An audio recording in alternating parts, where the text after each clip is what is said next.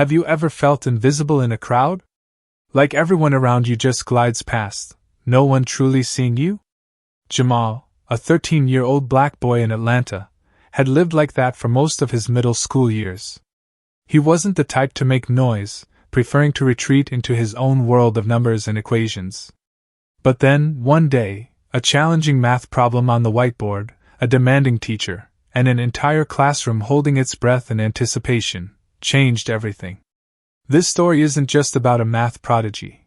It's about self-discovery, overcoming fear, and daring to shine. Riverside Middle School on an early autumn day. Sunlight streamed through the windows, casting warm streaks across the wooden floors. The air in room 3002 buzzed with the sounds of chatter and scraping chairs, typical of an 8th grade math class. Jamal Carter, a black boy, sat in his usual seat near the window. He had a quiet presence, easily fading into the background. His brown eyes, bright but often distant, were directed outside, where a few trees swayed gently in the breeze. A small bird hopped along the fence. Everything outside seemed far more appealing than the bustling classroom. Jamal wasn't intentionally inattentive. He had a sharp mind, one that often worked faster than the pace of the lessons. Numbers and equations fascinated him, but the repetitive drills and slow progress of his math class left him uninspired. Instead of raising his hand, he let his mind drift, finding solace in the steady rhythm of the world outside. His notebook, though blank on the assigned pages, was filled with advanced equations and solutions in the margins, puzzles he challenged himself with in his free time. At the front of the room, Mrs. Amanda Thompson stood with her arms crossed, surveying the class. A no-nonsense teacher with years of experience, Mrs. Thompson was known for her sharp tongue and high expectations. Her tailored blazer and neatly styled hair added to her aura of authority. She prided herself on being able to spot potential in her students, and wasn't afraid to push them when she thought they weren't meeting their capabilities. Today, however, her patience was wearing thin. The results of the most recent math test lay in a neat stack on her desk, and while a few students had performed well, the majority had struggled. Mrs. Thompson didn't tolerate mediocrity, and the sight of so many low scores left her questioning whether her students were putting in the effort she demanded. She picked up the stack of tests and began calling names, handing them back with brief comments. "Decent work," she'd say to some, and "You need to study more," to others. When she reached Jamal's desk, she hesitated. His test sat at the top, a red 100% circled prominently. It wasn't the first time Jamal had aced a test, but his apparent lack of interest in class frustrated her. Handing him the paper, she said nothing, her lips pressed into a thin line as she returned to the front of the room. "All right, listen up." Mrs. Thompson's voice cut through the chatter, silencing the room. She placed the stack of tests on her desk and leaned against it, her sharp gaze scanning the rows of students. "Most of you did okay," she began, though her tone suggested otherwise. "But a lot of you are still struggling with concepts we've been covering for weeks." Jamal, barely listening, rested his chin on his hand, his eyes drifting back to the window. The soft rustle of leaves outside seemed far more engaging than Mrs. Thompson's critique. He didn't notice her sharp eyes flicker in his direction as she continued. "This is basic algebra," Mrs. Thompson said, her voice rising slightly. "You'll need to understand this if you want to succeed in high school, college, or anywhere else in life." She paused, her gaze lingering on Jamal's distant expression. A flicker of irritation crossed her face. "Jamal Carter," she called out sharply, her voice cutting through the silence. Jamal jolted upright, his hands slipping from his chin, the class turning to look at him. His heart raced, his face flushed. "Yes, ma'am," he mumbled, his voice barely audible. Mrs. Thompson narrowed her eyes. "You seem very interested in what's going on outside," she said, nodding toward the window. "Care to share what's so fascinating?" Jamal opened his mouth to respond, but then closed it again, unsure of what to say. The room filled with a few muffled chuckles, but Mrs. Thompson wasn't smiling. "Let's see if you've been paying attention," she continued, her tone sharp. "Come up here." The room went silent as Jamal slowly stood, his chair scraping against the floor. His classmates watched with a mix of amusement and curiosity, some whispering behind him. "She's definitely gonna roast him," one student muttered. "He never talks, he probably doesn't even know what's going on," another added, stifling a laugh. Jamal swallowed hard, his palms sweaty as he walked to the front of the room. He could feel the weight of their eyes, each step making the distance to the whiteboard feel impossibly long. Mrs. Thompson stood by the board, marker in hand, her expression unreadable. "Let's see how much you've been paying attention," she said, writing an equation on the board. It was complex, far beyond what the class had covered, but not impossible for someone with Jamal's talent. She stepped back, holding the marker out to him. "Go ahead," she said, her tone almost challenging. "Show us what you've got." Jamal took the marker, the cool plastic pressing into his hand. He stared at the equation for a moment, his mind racing. The whispers and quiet laughter behind him only made the pressure worse. His heart pounded, and for a fleeting moment, he considered handing the marker back and walking away. But something stopped him. A small voice inside reminded him of the countless hours he had spent solving problems just like this one. This wasn't about Mrs. Thompson or his classmates. It was about him and what he knew he could do. "I can do this," he thought to himself. "Just focus." Jamal took a deep breath, raised the marker to the board, and began to write. The classroom seemed to shrink as Jamal stood in front of the whiteboard, the marker feeling heavier in his hand with each passing second. His eyes darted over the equation Mrs. Thompson had written, a tangled maze of variables, exponents, and fractions. It wasn't the kind of problem most 8th graders would encounter, and it was clear she had chosen it to test him. Behind him, the class whispered and snickered, their hushed voices barely audible but sharp enough to cut through the silence. "No way he's getting that," a boy muttered. "He probably doesn't even know where to start," another said, laughing softly. Jamal's shoulders tensed, but he didn't turn around. Instead, he stared at the board, the problem starting to come into focus. His heart was still pounding, but now, beneath the nerves, there was something else, a spark of determination. At her desk, Mrs. Thompson crossed her arms, watching him with a raised eyebrow. For her, this was as much a test of Jamal's focus as it was of his skill. She had always been frustrated by his lack of engagement, especially when it was clear he had potential. Now, she was curious to see what he could do when put on the spot. "Well?" she said, her voice cutting through the quiet. "We're waiting." Jamal took a deep breath and slowly lifted the marker. He began to write, his first strokes tentative, testing the waters, but as he moved from one step to the next, his hand grew steadier. At first, the class didn't react. Some students had expected him to freeze or give up, and they were surprised when he started to solve the equation. As the numbers and symbols on the board began to connect, murmurs spread through the room. "Wait, is he actually doing it?" a girl in the second row whispered. "Looks like it," her friend replied, leaning forward to see better. Jamal's mind moved quickly, breaking the equation into smaller pieces.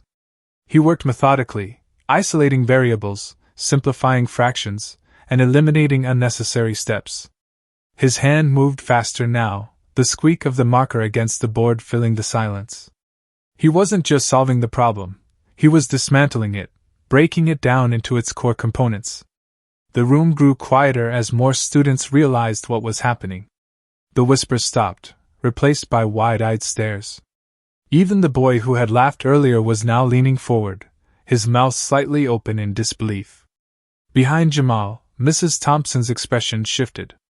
She had expected him to struggle, maybe even fail, but as she watched his work unfold, she felt a growing sense of astonishment. His steps were clear, precise, and correct. She stepped closer to the board, her sharp gaze scanning each line of his solution. Jamal paused briefly, double-checking his work before moving to the final steps. He could feel the weight of the class's attention now, but instead of letting it overwhelm him, he used it as fuel. He wrote the last few numbers, circled the answer, and capped the marker with a satisfying click. Stepping back, he turned to face the room, his heart pounding, but his expression calm. The whiteboard behind him was filled with neat lines of equations, each step building on the last, leading to the correct answer. For a moment, no one spoke. The room was so quiet that the hum of the fluorescent lights overhead was the only sound. Jamal scanned the room, catching glimpses of wide eyes and slack jaws. Even the students who usually ignored him now looked at him with something bordering on awe. Mrs. Thompson stepped forward, her heels clicking softly against the floor. She studied the board closely, her finger tracing each line of Jamal's solution, her lips moving silently as she checked his work, her brow furrowing slightly at one point before smoothing out again. Finally, she turned to face him, her expression unreadable, a mix of surprise and something else, respect. "This is correct," she said, her voice quieter than usual. A ripple of disbelief spread through the class, followed by a few tentative claps. The applause grew louder, filling the room as more students joined in. Jamal stood there, unsure of how to react. His cheeks burned, but this time it wasn't from embarrassment. It was from something new, something unfamiliar, pride. As the clapping subsided, Mrs. Thompson addressed the class. "What you just saw wasn't luck," she said, gesturing to the board. "This is what happens when someone takes the time to understand the material. Jamal didn't just solve this problem, he broke it down piece by piece and made it look easy. That's real understanding." Her words hung in the air, and for once, Jamal didn't feel the urge to shrink back into his seat. Instead, he stood a little taller, his hands loosely at his sides. "Jamal," Mrs. Thompson continued, her tone softer now, "why haven't you spoken up before? If you can do this, why do you sit in the back and stay so quiet?"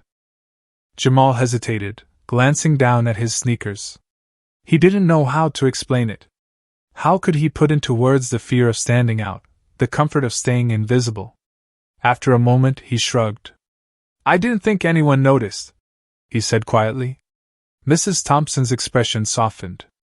"Well," she said, "it's time for that to change." The applause still rang in Jamal's ears as he returned to his seat, the weight of the moment settling over him like a warm blanket. His classmates, still reeling from what they had witnessed, exchanged hushed whispers and occasional glances in his direction. Jamal felt their eyes on him, but this time, they weren't filled with ridicule or indifference. They were wide with curiosity and respect. Mrs. Thompson remained at the front of the room, her hands clasped together, as if in deep thought. She wasn't a teacher easily impressed, but Jamal had done more than solve a difficult equation. He had appended her assumptions, not just about him, but also about how she approached students like him, quiet, reserved, and often overlooked. "Class," she said, raising her voice to quiet the murmurs, "what you just saw today is a reminder that everyone in this room has potential. Jamal proved that, and he didn't just solve a problem. He showed us what it looks like to approach something with clarity and focus." Jamal sat at his desk, still holding his notebook in his hands. His heart had finally slowed, but his thoughts raced. He hadn't planned for this. Solving equations in the margins of his notebook had always been a private escape, something he did for himself, not for recognition. Now, for the first time, people were noticing him, and it felt both exhilarating and terrifying. A girl sitting a row ahead of him turned around, her eyes wide. "How did you do that?" she asked, her voice a mix of awe and disbelief. Jamal hesitated, unsure of what to say. I just figured it out," he said, his voice quiet. Another student chimed in. "That was insane! Are you like a genius or something?" Jamal's cheeks burned, and he quickly shook his head. "No, I just like math." When the bell rang, signaling the end of the period, Mrs. Thompson called out, "Jamal, can you stay for a moment?" The class began to file out, but not before more students stopped to pat Jamal on the back or offer a quick, "That was awesome," as they passed. Jamal nodded awkwardly, clutching his notebook tighter.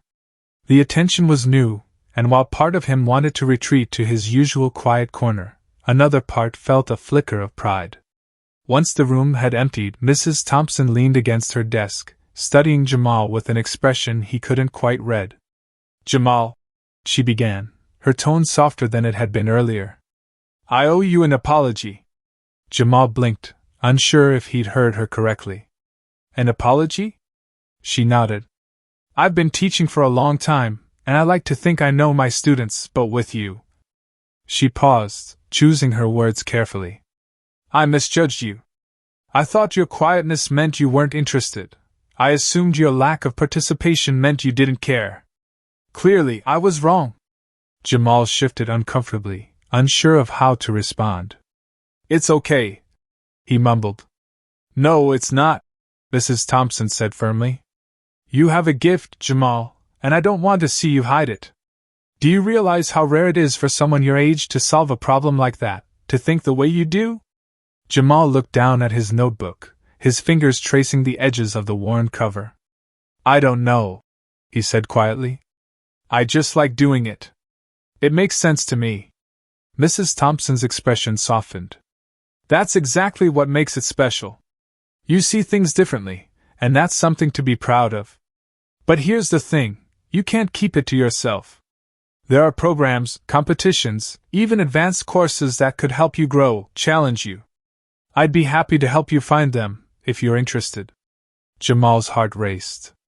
The idea of stepping into a world beyond the quiet comfort of his own learning was both thrilling and terrifying. He thought about the moment at the board, the way the equation had clicked into place, and the way the room had felt different afterward. Could he do more? Could he be more?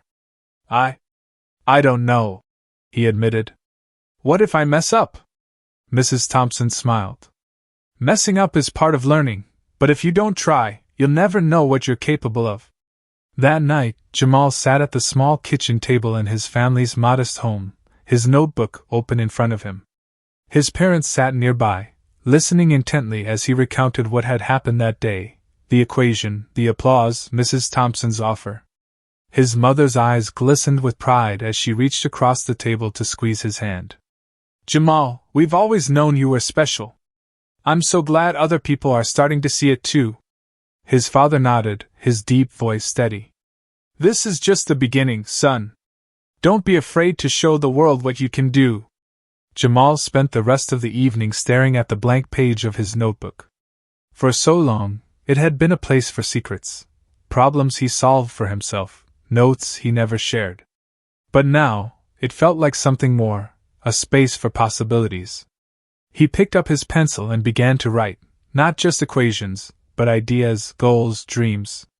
For the first time, Jamal wasn't afraid of being seen. He was ready to step forward, to see where his talent could take him. The next day, the atmosphere in room 3002 was different.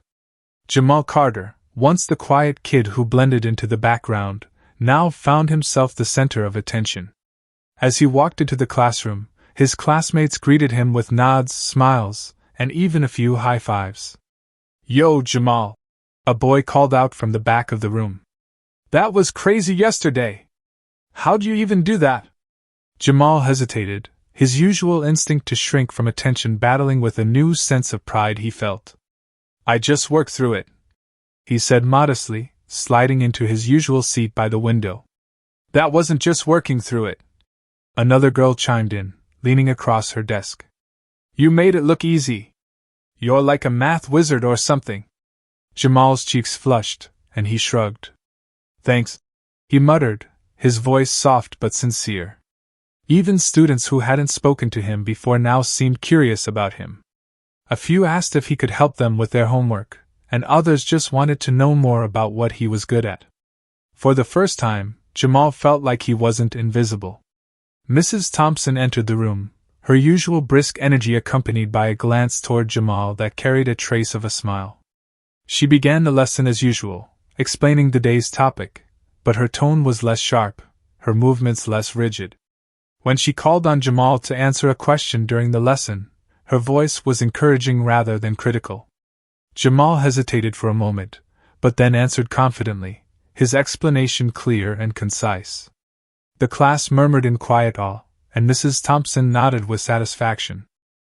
Excellent, she said, her voice warm. That's the kind of thinking we need to see more of.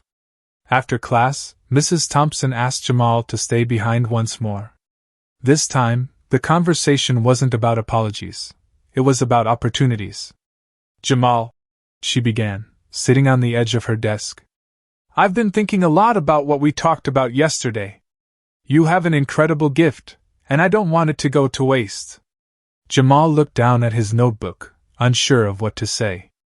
I don't really know what to do with it, he admitted.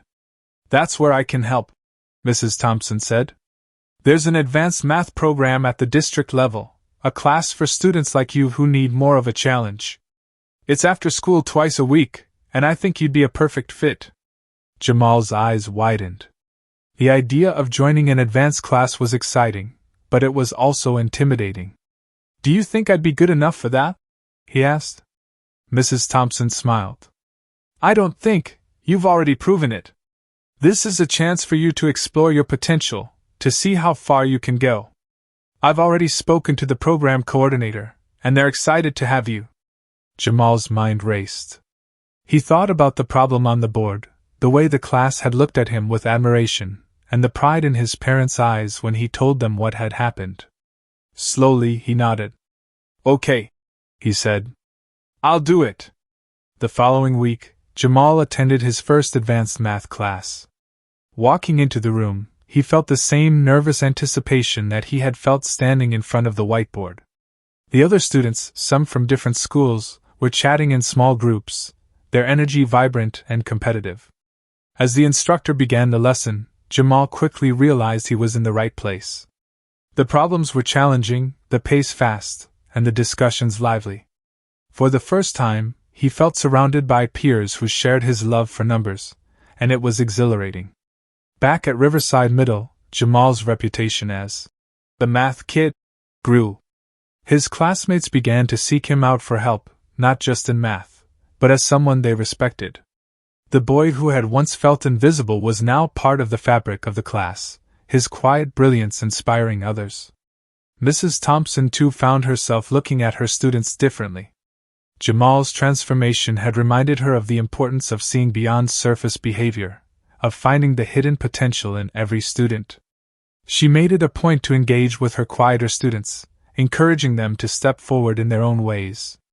One evening, as Jamal sat at the kitchen table working on a particularly tricky problem for his advanced class, his mother walked in and placed a hand on his shoulder. I'm so proud of you, Jamal, she said. You've always been special, but now the world's starting to see it too. Jamal looked up at her, a small smile tugging at his lips. Thanks, Mom, he said, glancing back at his notebook.